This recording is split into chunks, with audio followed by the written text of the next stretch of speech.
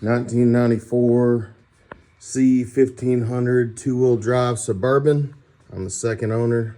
Got about 170,000 miles on it. Did a 3.5 drop. Originally was going to do a 3.4, but luckily I bought the shackles. They give you a 3.5 because honestly I probably could have gone a 3.6, but I didn't want to deal with everything else that came with that. So I had to roll the fenders. I bought a tool on Amazon. It was about 70 bucks. And then I went from a 255 45 20 to a 245 35 20. Gave me plenty extra room because I was rubbing a little bit. So I went with the Max Track 1-inch coil springs, 2-inch spindles, and the Max Track 1 or 2-inch shackle with the Beltec 3-inch leaf. I didn't mess with the hangers at all and drilling out rivets and grinding those off and doing all that. And plus my bushings were shot on my leaf springs, excuse me.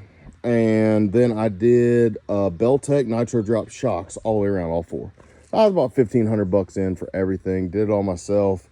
Was pretty happy. It aligned pretty well. Rides pretty good. It is a hair bouncy. The only thing else I think I need to do is I'm going to have to get some shorter sway bar end links because that angle is just not right. I need to level that sway bar up. Got rid of my tailpipe to make a little more room and kind of shot it out the bottom. I'm going to get that welded tomorrow. Went with the roll pan in the rear. Slowly working on the bodywork, so don't mind the ugly emblem stuff. But all in all, the 3.5, for what I think, it's still functional. I drive downtown Nashville, no problems. Hit bumps, go in parking lots, everything's good.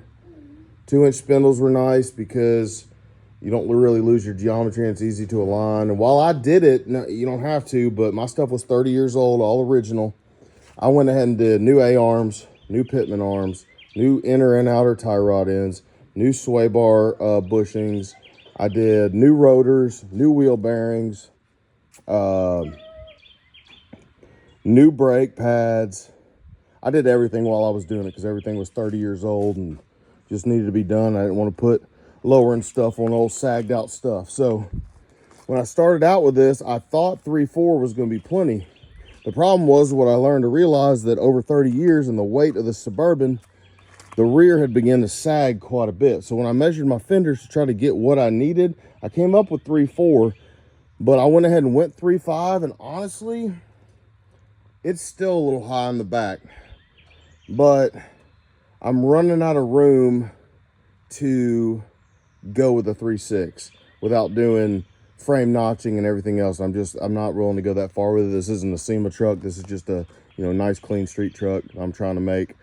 So let me know your thoughts.